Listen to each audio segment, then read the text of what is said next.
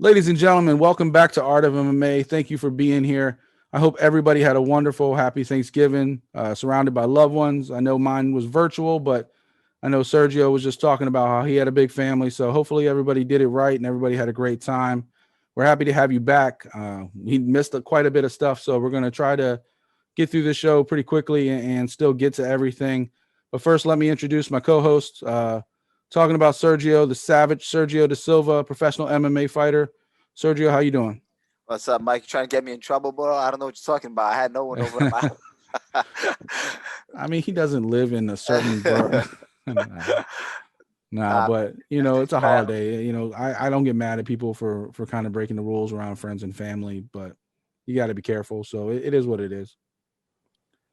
And the other person joining us for just to piss Sergio off, just for Victory Tuesday, because the Giants won again. I'm talking about the mechanic, professional kickboxer, Brandon Catino. Brandon, what's up, buddy? Hey man, it's good to be back, man. Missed you guys. How was your Thanksgiving? It was good, man. It was good. Just chilling, just laid low. You lay low. You didn't have a bunch of people. Nope. Damn, yo, you throw me out there, huh, Mike? Sergio, we only give you a hard time because we know you can take it. You have the And best sense listen, of humor on the show. So listen, I'm a New Yorker before anything, so I'm actually happy for you guys with the Giants. All right. yeah, that's bullshit. But Nah, I'm not. Listen, I'm not one of those. Oh, I'm a Jets fan, so I gotta hate on the Giants. Nah, I'm New York before anything. So, Sergio I, loves to break the fourth wall. I'll break the fourth wall for everybody. He spends every episode before the show trying to like steal Evan Ingram from us, I and would 100%. No, and, you try to and we're give him, trying to give him away. trying to trade him. Go We're ahead, trying to give him away. give him. Oh man.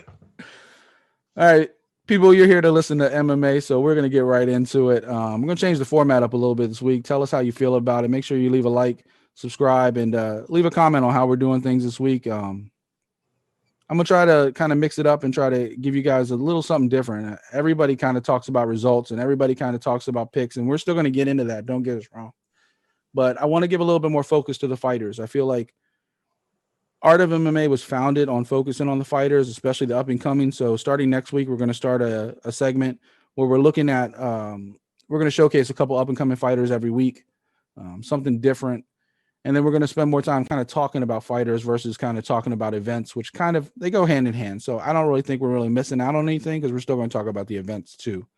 But starting off today, guys, we were talking about this on the last episode. We didn't really know what weight class she belonged in. We didn't really know how she would do with the weight cut, but we knew that she was special. Kayla Harrison got to cross over to Invicta for a fight. I think I hear that she might actually do one more either before the end of the year or early next year with PFL's permission. But she looked really damn good. And I'll tell you this much, Brandon, you love to talk about the ladies. I'll tell you this much. Trying to get Brandon in trouble, bro. Yeah, 100%. I'm just throwing everybody under the bus today. Damn, Uh, Mike. but I will tell you this much.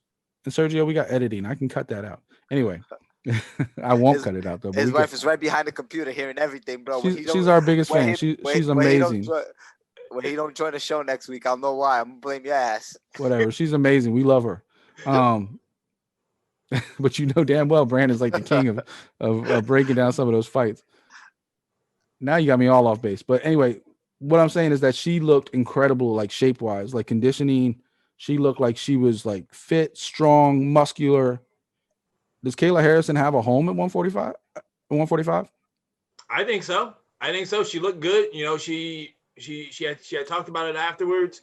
I mean, she didn't feel like she was uh depleted, drained, or anything like that. Her recovery was good. She looked good, and really the whole match was really her on the ground, doing what she does, controlling, and we always talked about it, like doing wrestling, doing jujitsu, doing judo. That stuff will tire you out, and she was doing it no problem. Man, Sergio, I felt bad for that girl she was fighting. That was a bloodbath. She cut up pretty bad, man.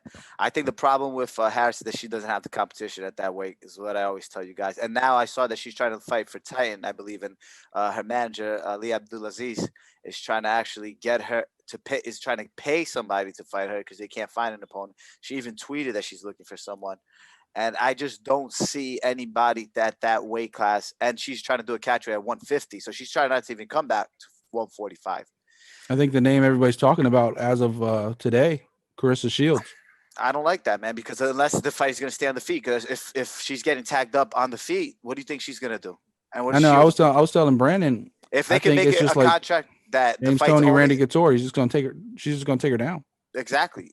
And listen, don't get me wrong. I think Harrison does have some talent on the feet. I'm not saying she's a complete wash, but it's just human nature. I've been in there before, and I know that once things start not going your way, you're going to resort to where you're the best at. So do you really want to see Clarissa Shields, who just started training MMA, a couple months or years ago, not that long, come in there, and let's say she's getting the best, which I think she will get, of Harrison on the feet. She's tagging her up. She's going to duck, throw her on the floor, and beat her up on the floor. It's going to be a situation like Randy Couture with James Toney. Brandon, does Carissa have any chance against somebody like Kayla? I mean, as of right now, if it's a full MMA fight, the answer is no. But if you maybe give her a year or so, might be a different story. That's what I'm saying. I agree. Which is what I think is going to happen, because, like you said, I don't think she's going to do the tournament. She's not going to. No, not in 21. They're aiming to try to get her in the tournament at 22, which I'm assuming that's lining it up, like to give her a year of MMA under her belt to try to fight Kayla. Yeah, exactly. Because that's the only attraction that even PFL has in that division. You know what I could see them doing? I could see them somehow, and I know that this is going to be unethical to the sport, but I could see them somehow saying, okay, you want this fight? We'll put it where we got to make it a stand-up fight for Harrison. Yeah, I mean, but the one thing is, you also have to remember, she has to cut weight to fight Harrison. She's always fought at 165. Yeah, but I think she was fighting it that way because she did have one fight where she did get down to 154, which I think was her last fight. Yeah, okay. and Harrison is naturally a 55er, really. So yeah, but Carissa Shields is like muscular, like at 165. Yeah. Yeah, but 10 pounds, 9 pounds, I think she wouldn't. 55. That fight would happen at 55. It'd have to happen at 55. Yeah. Yeah. But so, I like I said, there's just not any depth really in the women, because every woman is trying to fight at the UFC divisions, which is start like basically like UFC has a 145, but it's not real active. You're talking about 135 and below. 35 or not cutting in the UFC fighting at 45. It's really not a 45 division. There really isn't. If you really stop and think about it. There's only 2 people in the 145 division in the UFC. I definitely think Kayla. I think Kayla has a very bright future. I mean, I know she's already about 30, I think, but I think she looked every bit the part against a little bit of a step up in competition. I'd like to see her fight more tougher fighters. I don't think we'll ever see the dream fight of like maybe her and like Cyborg or something like that. I just don't think, unless PFL folds, I don't think she's going to somewhere like Bellator. But I do think if PFL ever did come into financial problems and did fold, I think Bellator would be the perfect home for her.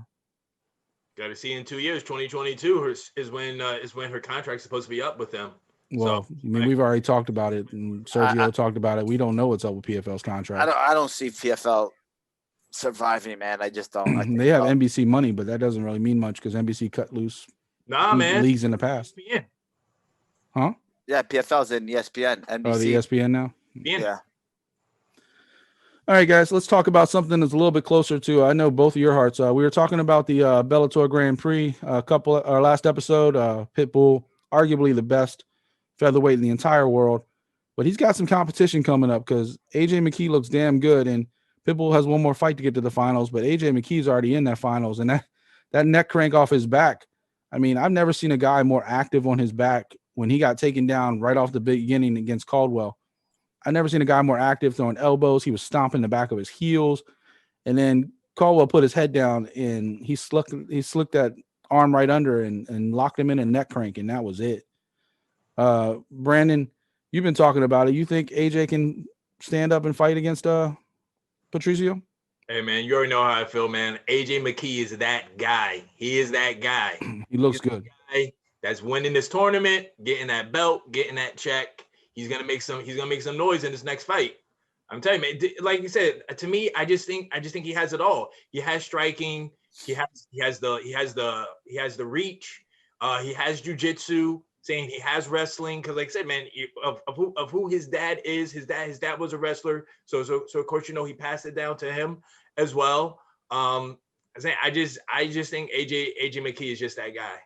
Sergio, I think he answered a question that a lot of people had. Everybody knew on the feet how good he was, and people always heard the talk that he was decent on the ground. But I think he kind of answered that question against Caldwell, don't you? Yeah, I wasn't worried about his jiu-jitsu being his dad who he is, and he's trained under him for a long time. My biggest concern with him is if he has to stay on the feet with Pitbull. But I'm not overlooking Emmanuel Sanchez. I think Emmanuel Sanchez is a tougher fight for Pitbull. They fought before. I was very impressed with Sanchez's cardio in his last fight versus Wilder. Five rounds, he threw fucking Dominated. over 200 significant strikes in 5 rounds. I'm more worried about that fight for Pitbull than McKee. I think McKee hasn't fought a guy at Pitbull's caliber. I think that's a big test for him. But I don't want to overlook Sanchez. I think Pitbull has a very tough fight with Sanchez first. And then McKee, McKee's the real deal. I just think that this Pitbull is just the best 45er in the world right now. And by the way, I do want to point out, since both of you tried to throw me under the bus last episode with the whole Pitbull thing, that both of you were wrong about Benson Henderson. And I was the only one right that said Jason Jackson was going to win. I just want to put that out there. Since, especially Brandon. Brandon's like, Sergio and I said. Well, now Mike said. Yeah, Sergio, I got a question so about Manuel Sanchez. So, right, you think Emmanuel Sanchez is a tougher fight? You go ahead and change the subject. Tell me, do you think AJ McKee can beat Emmanuel Sanchez? Yeah, he can. Yeah, he can. I think that the winner of the tournament is going to come out from if Emmanuel that's what I'm saying. If Emmanuel Sanchez beats Pitbull, I think McKee is the champion. And I think if Pitbull beats him, I think he's going to be too much for McKee, just based off of experience. And in a couple of years, I think, or maybe a couple more fights, then McKee could come back and beat Pitbull. I think he's going to get overwhelmed with the experience. I think he's never fought a guy like Pitbull before. And I think Sanchez is a really great fighter, but I think Sanchez is going to be lured into that fight that McKee wants. And I think that's a better style for McKee to fight Sanchez than to fight Pitbull. So I think that fight is going to determine to me who's going to be the champion. Yeah, I mean, McKee's fought some tough guys. He's fought Pat Curran. He's fought, he's fought Derek Campos. Tough guys, but he hasn't fought a guy as confident as Pitbull. I mean, I think this tournament's been great for Pitbull. I think it's kind of like reinvigorated him that he didn't have like a lot of competition, and now all of a sudden he's like pumped up because he's got something to fight for. Bro, Pitbull is fucking. He's fighting with his hands down. He's walking right through guys. He's knocking guys. He's making guys look like amateurs. I mean, I know he won the 155 belt earlier this year, right, or late last year. Mike Chandler, bro. He beat Chandler in like 30 seconds. He's been the featherweight champ since 2017. Bro, and his loss for Bellator for the featherweight champion was like a arguable decision to what's his name, Daniel Strauss. Yeah, that you could have gave it to Pitbull at that. So I mean, there's a guy who hasn't really been beat. Like no one's really beat him where you were just like, wow, he took a beating. It's always been his last loss was to somebody who was very close fight. I just don't see anybody in the world, not only in Bellator but in the world, beating Pitbull right now the way he is. I think McKee is gonna have his time. I think McKee is gonna be a champion. I think it's just not his time.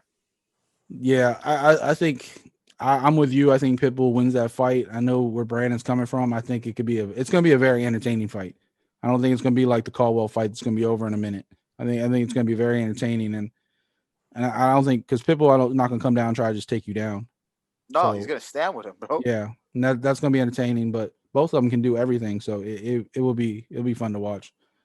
But Pitbull's got to get by Sanchez first, so. We'll see what happens. When are they fighting this month? Next month?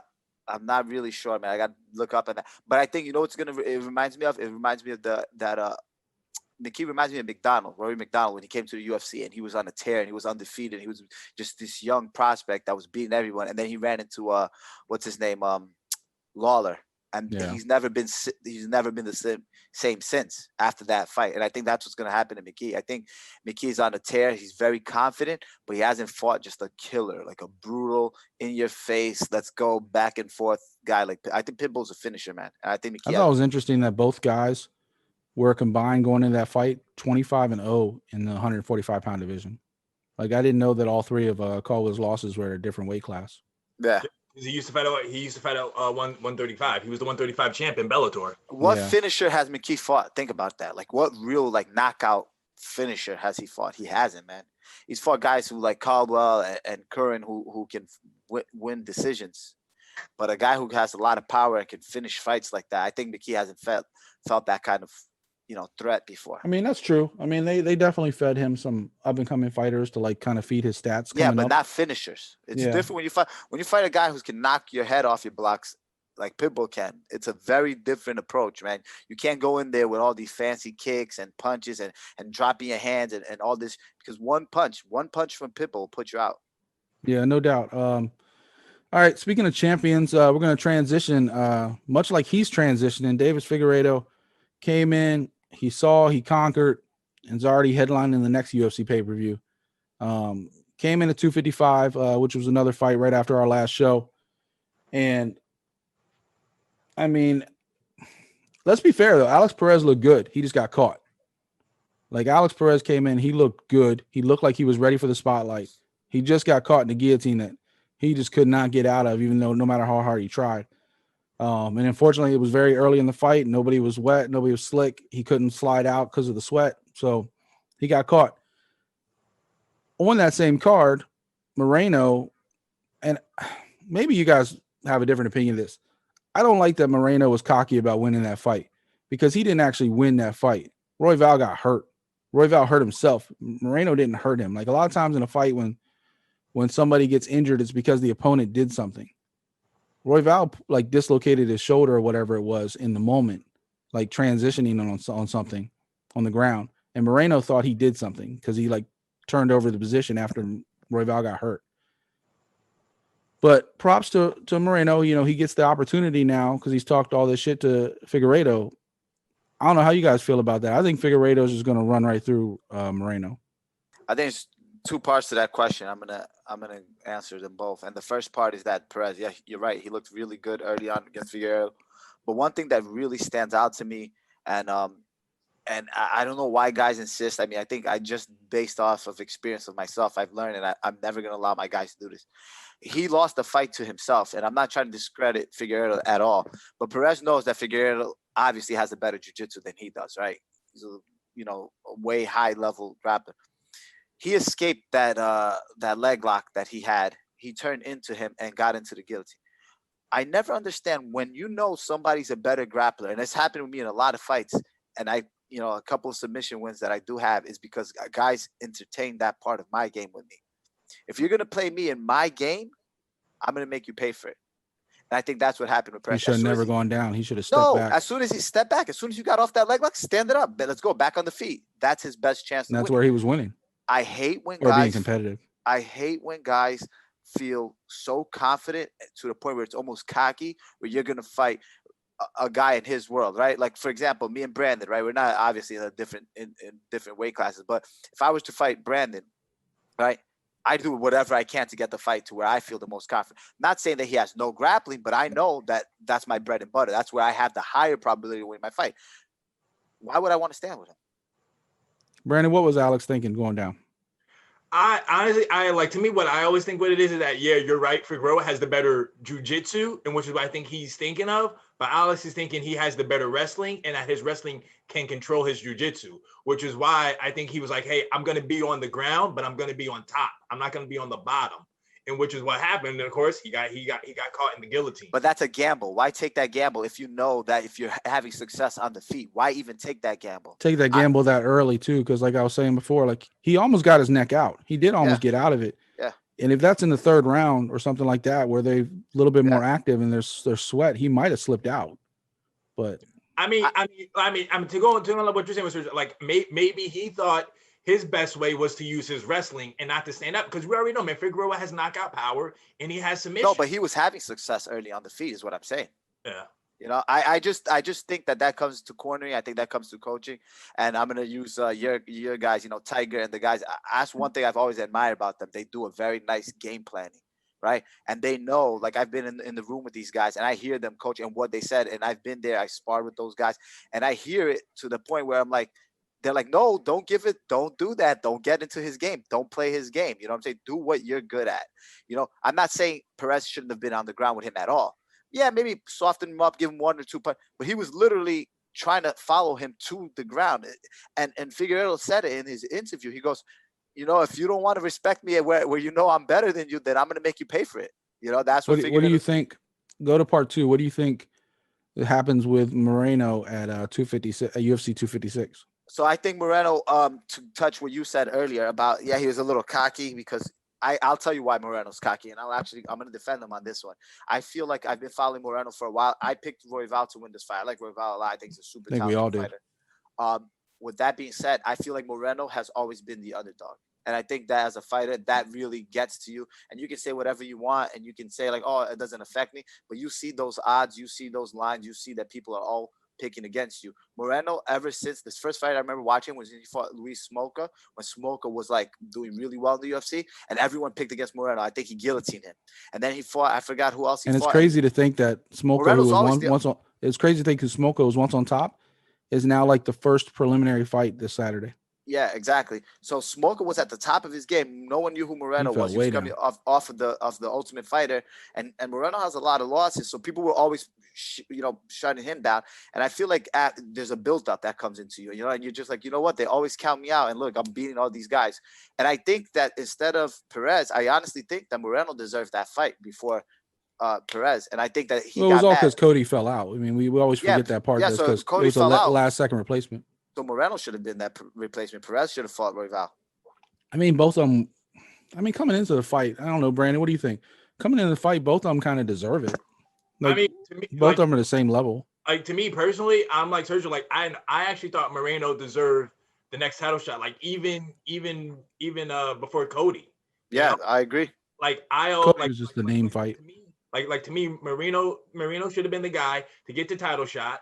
And also, too, to go on what you're saying about him being cocky and everything like that, like, to me, it's like when you're in the fight, like, you don't really know what's going on. Like, say, it's like how we get on judges sometimes. Like, they don't see the whole fight. Like, we got all the cameras to see everything. Actually, I was kind of referring more to after the fight. Oh, well, what I was saying was maybe though he didn't know that he got hurt, like how he got hurt. He thought maybe he did something to get that W. So that's why. I get in the moment. I was talking about afterwards, like even in social media when he's talking about calling out Deiveson and everything else before he got the fight. He was like, "I'm running through everybody. I ran through Royval. I ran through this. I ran through that." And don't get me wrong, I'm a fan of Moreno too. I think Moreno's a really good fighter, a really talented fighter. I don't know what you think, Brandon, but I don't think he's on the level of Deiveson Figueiredo. I mean, Davison's killing everybody right now. I'll say, I mean, Moreno's a tough guy. Like, I'll tell you this. I think I'll say that his fight with Figueiredo will go longer than Perez did.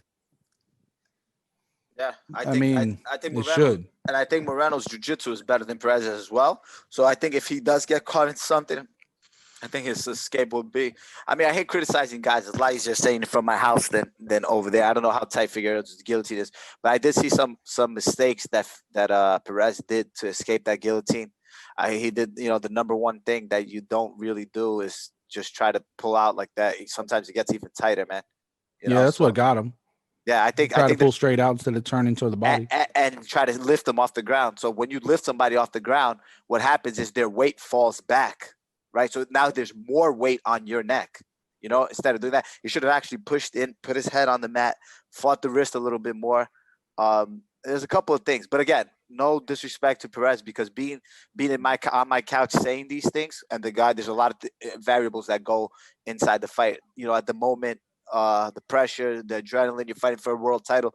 Again, it's easier said than done. It's easy for me to say it in the gym, than being there at that moment. Do you think Perez got the fight because his last win was against Formiga, who was Figueiredo's only loss?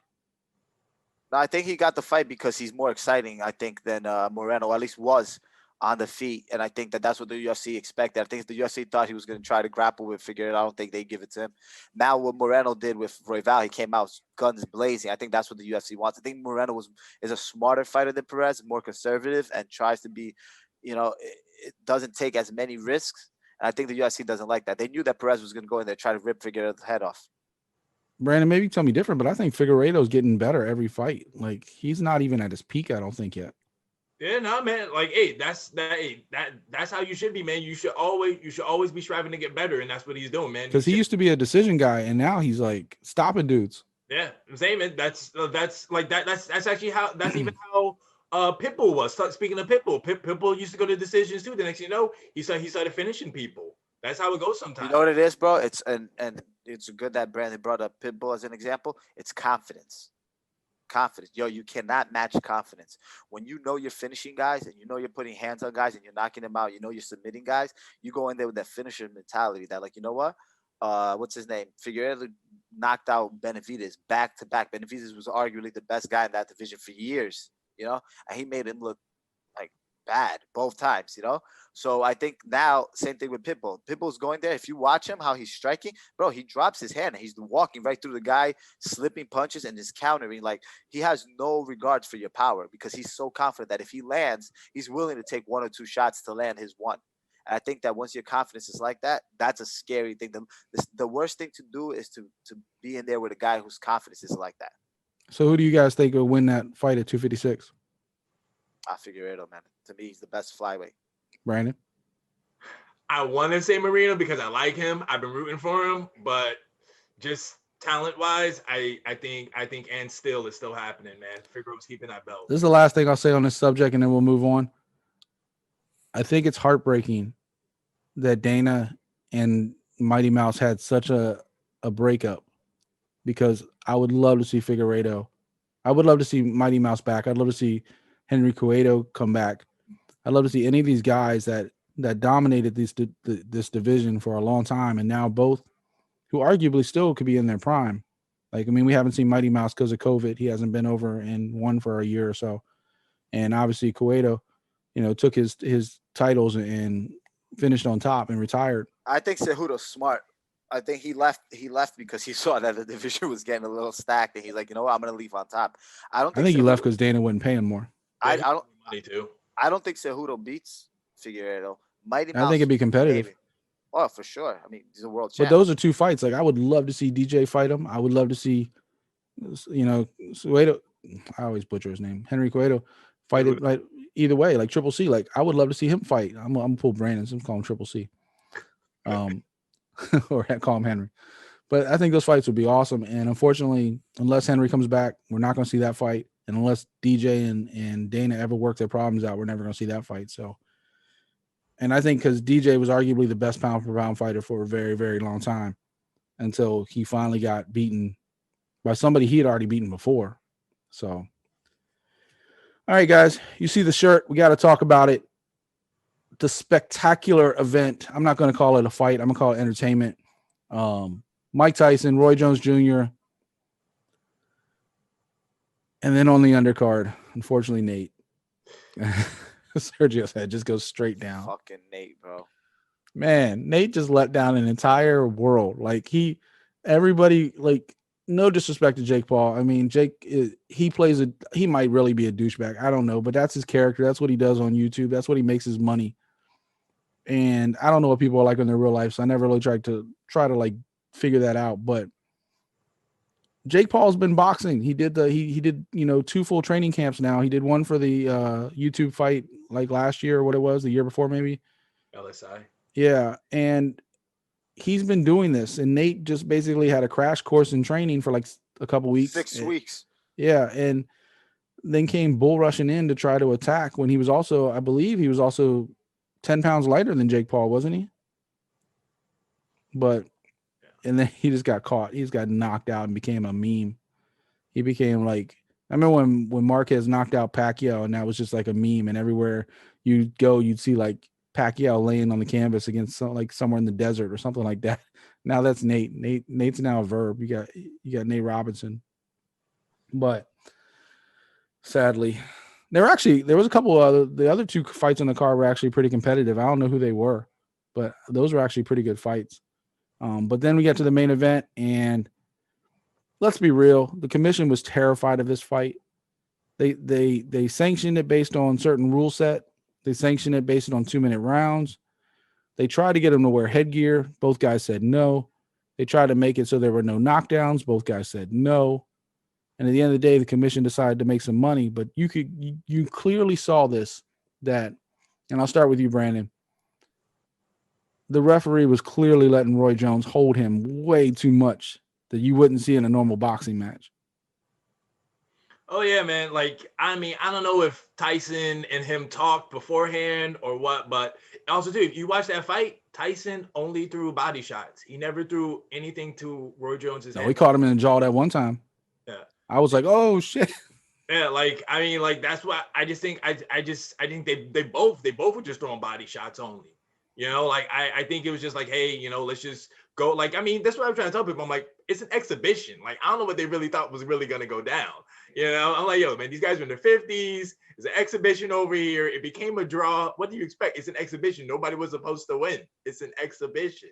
I don't know, Sergio's Mike looked like he wasn't taking like Roy looked like he was on joke time in the beginning. Mike came out serious. I thought Mike looked great, man, for his age. I don't think he was on exhibition mode. I think he was like, I'm trying to knock you out. I think he wanted to win. I think he won the fight. If you're really gonna score, everybody knows Mike Tyson clearly won that fight. They just called it a draw for entertainment purposes. Yeah, I think he looked really good, man. I think they showed the scorecard at one point, and like Pazienza was the only one that was giving rounds for Roy Jones. Everybody else was like Tyson. Yeah, and I think Tyson looked good, man, for his age. I think he still his lateral movement looked really good. That's one thing that I've always admired for him, being a shorter guy. He always has to get on the inside. He's always moving side to side. I love that from Tyson. I think no one's ever done it like he does it. And I think he still has power, man, especially in that left hook, man. Just nasty. Caught Roy Jones a couple times to the body. I think Tyson's a smart fighter. I think he knows that for obvious reasons, Roy Jones is softer on the stomach, and I think he knew that, you know what, I can drop him to the body probably. Roy said after the fight, he's like, I came in the fight with a 6-pack. I needed a 12. There you go. He was like, those body shots. I didn't hear that, and I know that Tyson was like, you know what, I'm going to soften him the body, and I'm gonna drop him to the body.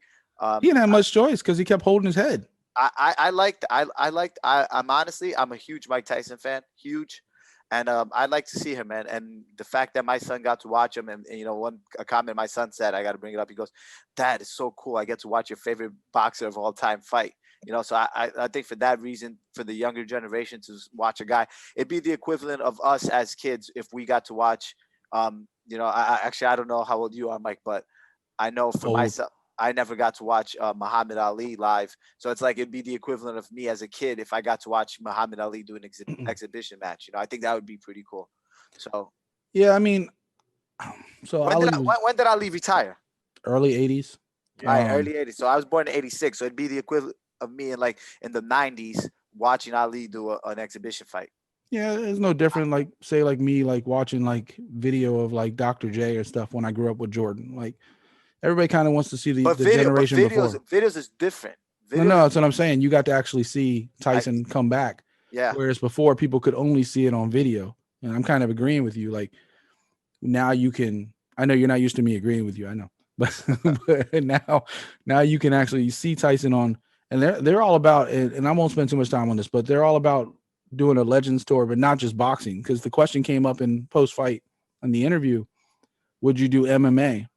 Not him, but like, would there be MMA fighters on the Legend thing? And he said, absolutely. But then he also transitioned. He said, because he started this story about Jerry Rice and how, you know, maybe because Jerry Rice is a split second slower, and he said seconds, but I think he meant split second, like split second slower than he used to be, that he can't play anymore. And that's ridiculous because he came up with the entire idea of the whole Legends fighting thing because he was watching Jerry Rice in the back of the end zone one day on like a Monday Night Football or something, just catch passes and run routes. In a suit. I watched that. And it's like, he can still do this. Like, just because he runs a second slower, he can still do this. He's great. And so now he wants to do everything from like Jerry Rice, John McEnroe in tennis. He wants it to be a whole Legends sports thing, not just boxing. So Who's he? Tyson. This is all Tyson's. It's called Tyson's Legends League. I like the fact that Evander Holyfield tweeted something and he said something like, "I'm ready." Now, can you imagine Tyson versus Holyfield? I'd watch that. I'd watch that shit. So yeah, I would watch that too, but it's not going to be Tyson Holyfield. At least not right now. The next fight they're talking about doing in 21 is Holyfield versus Riddick Bowe in an exhibition type thing. I don't know, man. I like maybe Holyfield and Lennox Lewis, like one of those guys that have a history, you know, with each other. I want to see Tyson Lewis again. Holyfield and Riddick Bowe, they got to meet because they had a best out of three series. Yeah, they have an historic rivalry. Yeah. That's the one Holyfield wants.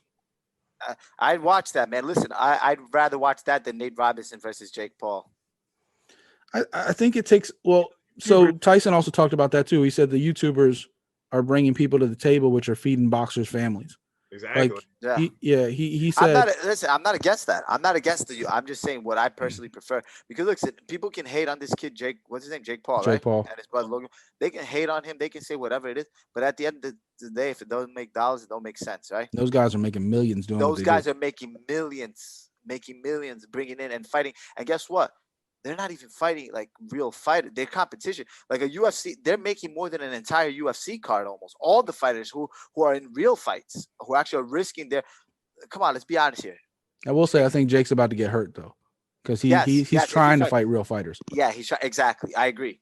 So if he keeps talking shit and fight, like, bro, this kid got to be on some serious drugs if he really thinks he should fight Conor McGregor. And if Conor really fights, I'd like to see him and Dylan Dennis though. I would like to see that. Yeah, Dylan's my boy. I'd like to see that in an MMA fight. I think that would. Man, I'm saying, Jake Paul knows what's that. He's just like, yo, I just want to keep it standing. We're just gonna box. That's it. Nobody can kick. It's just hands only. Listen, I love Dylan, man. Dylan's been my boy for 15 years. I don't want to see that fight. I'm not saying he wouldn't get the best out of him on the feet. I just don't want to hear fucking Jake Paul. I like how Dylan and DC now are going back and forth on social media. Listen, the fact that DC is even talking about Dylan is a win for Dylan. Put it that way.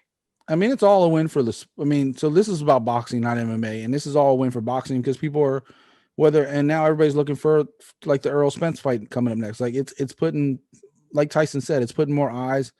Like Tyson also disagreed with Floyd Mayweather, who said there's too many belts. Tyson said, nah, more belts, because every belt means more people are watching.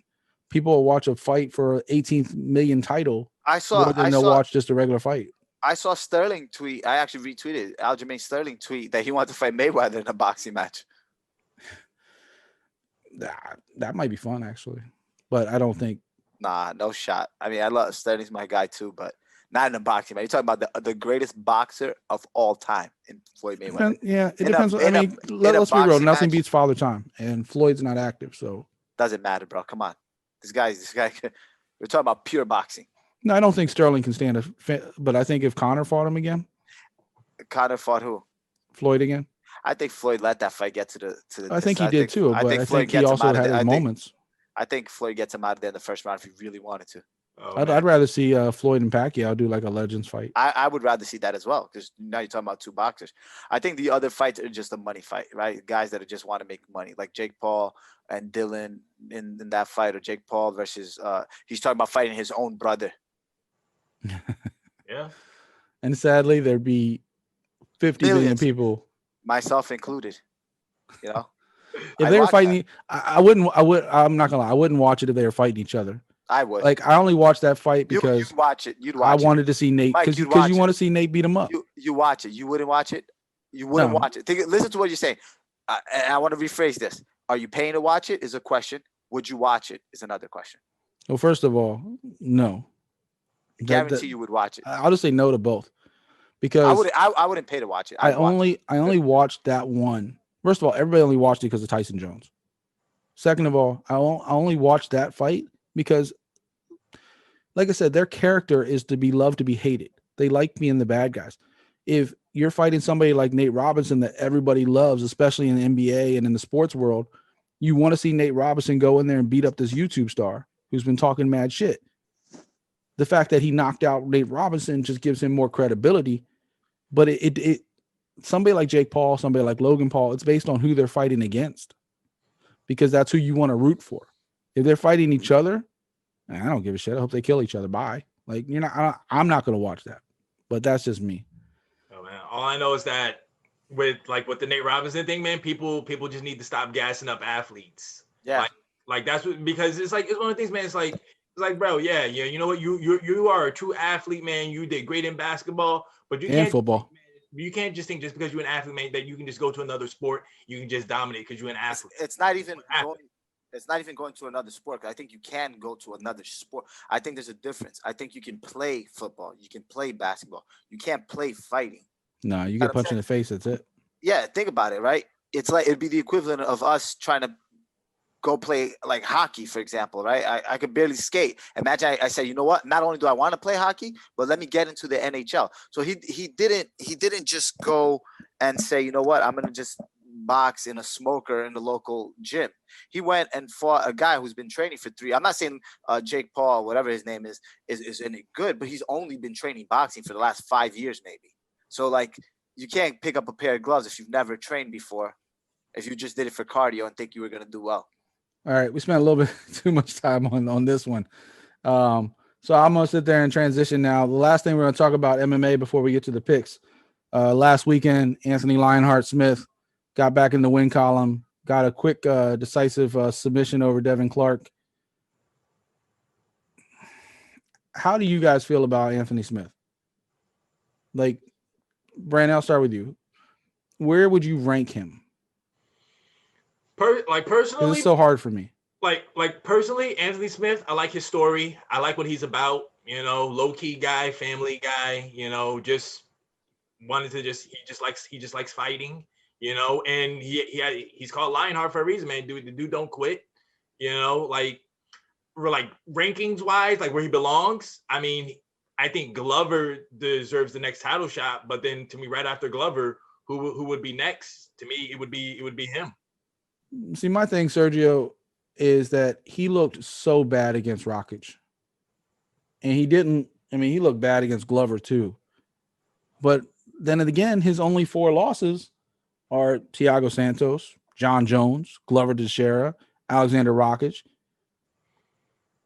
Like, where do you balance it, Sergio? Like, because he didn't, like, those losses weren't like close losses. Like, he looked bad. I think he had too many tough competitions back to back. He didn't have time to go back to the gym, work on his mistakes, and just kind of try to keep the ball rolling. I know because I've done that mistake before, where you come in combat sports, the only way, I don't care what you say, the only way you get over a loss is with a win and getting back in, because there's that saying that says you're only good as your last fight. So as a combat athlete, once you lose and you have that sour taste, you need to have people in your corner who are going to tell you know what? Let's take a step back. Let's take some time off. Let's revisit what were our mistakes in this fight. Let's improve, and then let's take a smart fight. Versus, all right, let's get back in there. You know, in 3 weeks. I'll throw this out back to both of you. Does the level of competition matter? Because Devin Clark, while he's definitely a good fighter, he's still only 12-4. He doesn't have the resume. I mean, after this win, Anthony Smith's now 34-16, so he's just a much more experienced fighter. And Devin Clark's never been in a main event before. Did that matter to why he looked so good, or would he have looked this good anyway? I'll let either one of you go with that one. I think it does matter. I think the level of competition does matter. However, I think that if Anthony Smith could have got caught right early on in that fight, that would have just diminished his stock more, and it would have raised Devin Clark's stock more. I think that the fact of the matter is, like I said, Smith had very tough competition back to back to back. And I think when you do that without having a pause, I think that can hurt you. I'm not saying he couldn't beat any one of those guys. He could have. I think if I'm not mistaken, he looked good against Glover in the first round. Early, right? And then Glover did the man versus machine thing and just kept coming and coming. Which he did against Thiago as well. Yeah. Right? And then by the end of the fight, you were like begging him to stop it because Glover was just beating the crap out of him. So are we having this conversation if he knocks Glover out in the first round? Right? We're not. So my thing is, I think sometimes you just get ahead of yourself and you're taking tough fights back to back instead of going back to. Brandon, how much do you think the level of competition was to judge this fight? I mean, like Anthony Smith said it. Like I think if you were paying attention to the lead up, he basically said, he was like, "Yo, this is a guy who's an up and comer who thinks that he can make a name off of me." He's like, "Yo, I can't lose this fight. If I lose this fight, then I'm going down." You know, it's like, no, I need to let him know that he's not at my level yet, and I got to run through him. And that's exactly what he did. He took him out in the first round because he's letting him know that he's trying to let him know that there are levels to this game, and you're not where I'm at. So yeah, so I mean, anybody that was really paying attention, you knew that this was 2 different guys on different levels. Like saying, you know, Clark was he was taking a step up, and he just wasn't ready yet. So I'll ask both of you this, and then we'll move on to our picks. I'll start with you, Brandon, since we're already going. How many wins do you think Anthony Smith needs from now to get to a title shot? How many wins away? Let me rephrase it versus rankings. How many wins away do you think he is? 2. Sergio? Anthony Smith for another title shot? Yeah. I think at least 3, man. I think 3? At least 3, because I think he would have to fight, right? Clark wasn't even a top 15, was he? No, I don't All think Right. so. So you got to give him a top 15 first, right? Then you got to give him a top 10. Then you give him a top 5, so 3. Has think- Reyes been lined up to fight anybody yet? Yes, Reyes is lined up to fight. What's his name? Projaski, Oh, yeah. Rovsky, Okay. whatever his. The one none I of can't us can pronounce his say. name. Yeah, that's a tough fight for Reyes as well. Yeah, I was just trying to, like, in my mind, I'm like playing eliminator. I know Tiago's lined up with Rakic. I think you give Anthony Smith a guy like Johnny Walker, who's around that 15 Yeah. circle, then 10, and then I think he needs 3 fights, man. He's lost. Before this fight, he had lost 2 or 3 in a row. Anthony Smith. 2. Anthony Glover Smith, and Rakic. I think He lost 3 out of 4, though, but he beat Gustafsson. Sorry, Brandon. Go ahead. I think Anthony Smith was satisfied. I think he was like ranked 6. So why would he take somebody in a top 10 or top 15 fight? He shouldn't take it because that means he's going backwards again. Wait, he just took a fight out of the top 15. Yeah, if he took a fight out of top 15, he's got to take a fight in 15. And we say this every week. Anything can happen in a fight. Yeah. If he gets knocked out by him, then all of a sudden Anthony Smith is done. Done. Yeah. That wasn't worth the risk. He has to take steps. He can't, because if he takes a top 5 guy right now, which I don't think he can beat, I think what happens is he's back to crazy. I think I'll go a step further. You sat there and said he had a whole camp to kind of get right. He just got murdered back in August. It wasn't that long ago that Rakic and we were all talking about throwing the towel. Yeah. Like that wasn't that long ago. That's what I'm saying. Why leapfrog him all the way to the top and then him getting destroyed and then he's back down? I think Dana did him right. I think Dana gave him a fight that he can win. I agree. And to get his confidence back. I wish Dana would have done that back in the day when we were talking about a few episodes ago when we were talking about the ladies back in the Holly Holm, we were talking about Ronda Rousey. I wish he would have given her a confidence building fight versus throwing her right back in there with Nunez. My wanted it though. One of my boy Nick. Well, I mean, sometimes you got to do what's best for the fighter, not what they want. One of my boys, Nick, actually, that was his argument that he had coming in. He does the DraftKings with me as well, and one of his arguments was that UFC hand fed him this. Shout out to DraftKings, please sponsor us. Go ahead. He said that this fight was handpicked for Smith to get his confidence. He said the UFC likes him a lot, which is true. He's one of their commentators, right? They're big on him. He's been in 2 main event spots very recently. This was his 3rd. And I think the UFC wanted to give him a fight, like you said, Mike, wanted to feed him a fight where his confidence was going to be back. Now the UFC can go back and say, okay, well, now we can give him a top 15, top 10 guy. And now we have a guy who's back in the title mix. But I don't think 2 fights is well, fast. Like Brandon said, he's got a great story and he's very likable. Yo, but I'm looking at the UFC rankings right now. And like I said, Anthony Smith is ranked 6. Johnny Walker is ranked 8th.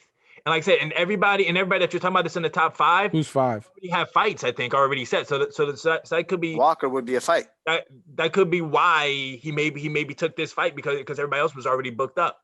Who's number 5? 5 is the guy that Reyes is fighting. I don't even know how you say it. Yuri Prohaski, something like that. Yeah, get Google to try to pronounce it. Yeah, that's who he is. So he was Yuri 4. Somebody get John Anik on the phone. Tell him not. Ask him how to 4 is Rakic, 3 is Reyes, 2 is Santos, and 1 is Glover. Who's 7? Who the heck is this guy? Vulcan. Ozdemir is. Yeah, Ozdemir. Yeah. Yeah. So you see, that's the fight to make is Walker. You give him Walker. That's the fight to make. He's already fought him. Yeah, he already fought Ozdemir. He beat Ozdemir. Yeah, so he is Walker. There's nobody else. That's who he's got to fight, Walker. Yeah. That's a no-brainer right there. I think that's a good fight for both guys. I mean, you're talking about a fighter that, we just talked about this a little while ago. Sometimes people figure it out as they're going on. Figueiredo's getting better as he's going on. Anthony Smith got hot at the right time. I mean, he was a 500 fighter for a long time. And then he just got hot and went on a row, and he beat people like legends like Shogun and Sugar Rashad. He moved up in weight, too. Let's keep that in mind. But he also got better. I'm not saying he didn't. I just think the weight changes is a better example. I think the same thing you can argue for Burns, right? Burns wasn't doing anything at 55. He'd win 2, lose 1, lose 2, win 1. Win 1, lose 1. Like he kept alternating wins and losses. He didn't look great. He moved up to welterweight, and he's dominated at welterweight. So I think sometimes the weight class really does play a huge factor. I mean, Anthony Smith's been fighting a lot longer than people realize, but Strike Force Anthony Smith doesn't do what UFC Anthony Smith's doing now. Strike Force Anthony Smith was 185 pounds. That's what I'm saying. Also too, man, new gym as well. Yeah. All right, guys. I'm not gonna hold you up much longer. A couple more segments. We're gonna move on to picks. We do have a UFC Vegas card coming up this week. I think they're on UFC Vegas 16. I got kind of confused last weekend with the numbers because they're kind of throwing things around. But UFC Vegas 16, it got messed up already because Kevin Holland tested positive. So Hermanson's got a new opponent, and now he's going to be fighting Marvin Vettori. So not quite as exciting. Anything can happen in a fight. I don't really see Jack Hermansson losing this fight. Personally, that's my pick. Sergio, go ahead and get it started. I like Vettori, actually, man. I'm going against you, Mike. Yo, Mike, you just said you and I never agree. That's it, bro. I want to point out, and people can go back and look at every episode. Sergio will say the same thing every time. Mike, I know we always agree, but I got to disagree with you on this time. We never I we say never that. on the same page. Listen, man, yo, Mike, give me benefit of the doubt. I get punched in the head. I've been choked unconscious too many times. Oh, man. my God. Listen, I got quite a few concussions too, but still. Listen, I'm going Vettori here. I think he's the last guy that looked really good against Adesanya. He lost a split decision against him, and he's looked really good. Other than that, I think he does it all everywhere. I think he has to do basically what a split decision against Adesanya too. Yeah, I think he has to do exactly what I said Perez should have done in that Figueiredo fight. He's just got to avoid Hermansson's submission game. I think if he could keep the fight on the feet, which he does have good takedown defense, I think he beats Hermansson. I'm picking Vettori for this fight. How about you, Brandon? I'm with you, Mike. Actually, I'm going with dang, what the hell's his nickname? The Joker, right? Yeah, the Joker. Yeah, I'm going with Hermansson, man. I just think he's on a tear. Like I said, I think he has the better ground game. So if they go to the ground, I think he gets a submission. Stand up wise, could be a little toss up, but I want to say I think Hermansson, I think he has the reach on him too, because he's a pretty tall guy too. So I mean, I think he can just maybe jab away, keep him at bay, and he might make Vitali try to take him down, and that's when he'll catch him with a submission. I hate to disagree with Sergio, but I actually think Vettori actually might even be better on the ground than Hermansson. No shot, bro. Hermansson has tons of finishes against high level competition. Who did he submit that was very impressive? David Branch, bro. Well, he just submitted Gastelum too. Nah, I'm not worried about Gastelum because I don't think Gastelum's jiu-jitsu is really that great. But David Branch, man, who's a good friend of mine, a local guy as well. I've trained with him before. His jiu-jitsu is very, very good. And Hermansson's, but if you look at all his submissions, all of them are like chokes. That's a fucking submission. Like, what are you talking about? but I'm saying like he's not going to grab your arm. He's not going to grab your leg. He submitted Gastelum's with a leg lock, if I'm not mistaken, wasn't it? Yeah, you might be right, actually. Yo, listen, Hermansson's ground game is very underrated. Heel hook, yeah. Any guy who submits David Branch, I'm always going to respect his grappling because David Branch's jiu-jitsu is very, very nice. But I'm looking at Vittori's thing, and he's got just as many choke submissions. Against who, though? Go ahead. He just submitted Carl Robertson. Okay, not impressed. He just back. Then the rest of them are all like back in when he was just breaking in. There you go. Outside of the outside his of the first UFC fight was a guillotine. Then he. Guess who? I can't pronounce. Well, no, Alberto Pereira. I don't even know who that is. My argument is this is something I've always said and something that we could eventually speak about on the show. But all his early fights were submission wins. But go ahead. Yeah, outside of the UFC. Who are these guys? I don't even know. My argument that it's something that I would love to see in MMA, and I think I brought is that damn, Brandon didn't pay his internet, huh? We lost him? Yeah, what happened to Brandon? Damn, now I gotta edit this show. Damn it, Brandon. Yo, Brandon. Fucking pay your bill, bro. And New Jersey cut off the electricity again. Power went out. Should we keep going or? Yeah, let's go ahead and finish it up. Yeah, so what I was saying is I think that the level of competition, I think it's something that should be done in MMA is I think we need to do strength of schedule. And I think saying something like who you have submitted is a lot or who you have beat. I think Hermansson's ground game is very underrated. Brandon, if you're listening, come back. He got pissed, bro. You were talking too long. No, his wife, bro. You know what? You were talking about how he loves breaking down the girls' fights. He loves the girls. It's facts, though, man. It's facts. All right, we got a couple fan questions, and then we will go ahead and get it. Oh, wait, almost forgot. Co-main, St. Preux and Jamahal Hill. Hill's another up and coming 7-0 fighter. I personally think St. Preux looked really good his last fight. I think St. Preux is going to win this one. Who you got? I got St. Preux as well. I think the experience level. I mean, a guy with 7 fights. I'm not saying he's not good. I never pick a guy who hasn't been battle tested. So, ladies and gentlemen, welcome back to the show. His power came back on. We're talking about Brandon Coutinho. Yo, listen, I'm not gonna say who, Brandon, but the rumor was your wife kicked you out because you love breaking down the girls' fights. We know who said that. I'm back. All right. Real quick, Brandon, since we got you back, St. Preux versus Hill. Who you got? Hey man, I gotta rock with the Q dog. I'm going with OSP. All right, cool. We were just about to jump into a couple of the fan questions, and then we'll go ahead and get out of here. Kind of glad Brandon got back for this one because one of the first questions that we got was from Brandon's wife. She wanted to know, how did each of you get into watching MMA, and what's one of the first fights you remember watching? Brandon, go ahead and start that one off. I mean, I'm really just one of the Ultimate Fighter guys, man. That's the show that really woke me up to it. Chuck Liddell, Randy Couture. That was really the main fight that I was looking to see. Sergio? All right, great question, Mrs. Coutinho. So the first He's sucking up now. The first part of I'm not the one that said Brandon loves breaking down the ladies fight, man. It's facts. Don't throw me in this. Women are competitive in MMA. Listen, so what got me to watch MMA, I remember being Sergio's gonna get us all in trouble. As a kid, we used to watch Royce Gracie, and being a smaller guy, watching the little guy utilize jiu-jitsu and technique to submit the bigger, stronger guy. I think that drew me in. So, UFC 1 with Royce Gracie is what I was like into. I used to go to Blockbuster, man. Remember Blockbuster? And rent the VHS tapes and watch this little guy, this little Brazilian guy with his father in his corner come out in the gi and just like armbar the big motherfuckers. I'm like, oh shit. So that's what got me into watching it. I'll go back. You were talking about my age earlier. I'll go back even further. So it might have been around the time that UFC first kind of hopped on pay-per-view, and it was like, but it was more before that. They were having these tough man competitions that were on pay-per-view, and it was one of those things as a teenager you're not really supposed to watch, but somebody's parents aren't home, so we ordered the pay-per-view. Sure, we're talking about the same thing. We might be, but it wasn't Royce Gracie in them. It was just straight up like people like Tank Abbott and shit like that. Like back when they were like fighting in bars and stuff and tough man competitions that they were recording. And as somebody who did have a martial arts background, because I did Hapkido, I did Taekwondo, I boxed, I did a bunch of everything. And I played a lot of sports. So even though I would never think at the time that that's something I could do, as a teenager, all of a sudden it became, well, this is really cool. I kind of want to do this.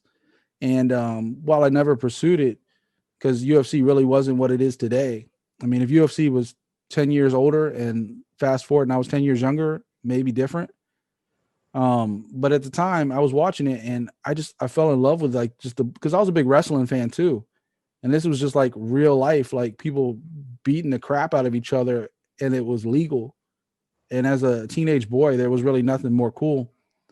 And then of course you fast forward, Royce Gracie, Ken Shamrock and Dan Severn and all those guys. And I just kind of fell in love from the sport from the beginning. So I hope that answers your question. Thank you for the question, Carissa. Make sure you guys give her a follow at Tune Up Crew Captain. And of course, that also helps out our good friend, Mr. Brandon Coutinho. And the other question we got today was from at MMA_fan223. His name is MMA Kinda Casual. He said, who you got, Holloway or Qatar, and why? Brandon, or actually I started with Brandon last time. Sergio, you want to start with this one? Yeah, man, I got to go with Max Holloway. To me, he should still be the UFC champion. I thought he beat Volkanovski. It was a close fight, but I think Holloway's got that reach. I mean, I know Qatar's not a small guy. He's pretty lanky as well, but I think his boxing is more crisp. I think Qatar has more of a finishing, so the fight, it can be done in one shot if Qatar catches him. But I think it's going to be a fight where Holloway's going to tag him up, and I think he's going to win a decision. Brandon, who you got on January 16th? Man, like it's Calvin. Yeah, it's Calvin Cater that we're talking about. Yeah. Yeah, Cater's man. He's good, man. I mean, remember he was it was my boy Shane's first loss in the UFC. You know, he caught him. I honestly didn't know that fight was signed until I got this question. I thought like they were still talking about Holloway going into somebody else. But go ahead. But I mean, Cater he has good boxing, good stand up. I'm not really sure about his ground game too much. So my honesty, I probably will say Max, because Max has striking and he has jiu-jitsu. So we'll go with Max Holloway. I'm going Max all the way. Max should have won that last fight against Volkanovski. I think he should be the champion right now. I think he looked 100% better than he had in his last few fights. I think the weight cuts that he was doing, like going between the two divisions and other stuff, if he's focused back on his division, I don't see anybody beating Max Holloway. I think if he gets back on his game and back in his prime, and he's still a young fighter, I don't see anybody beating Max Holloway, not even Cater. So that's my answer to it. Make sure you guys give him a follow, MMA _ fan 223. 223. So I'll put a link in the show notes. Give him a follow. Ladies and gentlemen, if you guys got any questions, make sure you send them to us throughout the week. I'd love to start doing more fan questions, getting everybody kind of more interactive as we do this. But that's a wrap. You guys got anything else to add this week? No, man, just happy to be back. I missed the show a couple of weeks being off, so thanks for listening. Appreciate it. Brandon? Appreciate everybody listening, man. Hey, like, subscribe. Let's grow this bad, man. Tell all your friends. Click the link below. That's a wrap. This is Art of MMA. See y'all next week.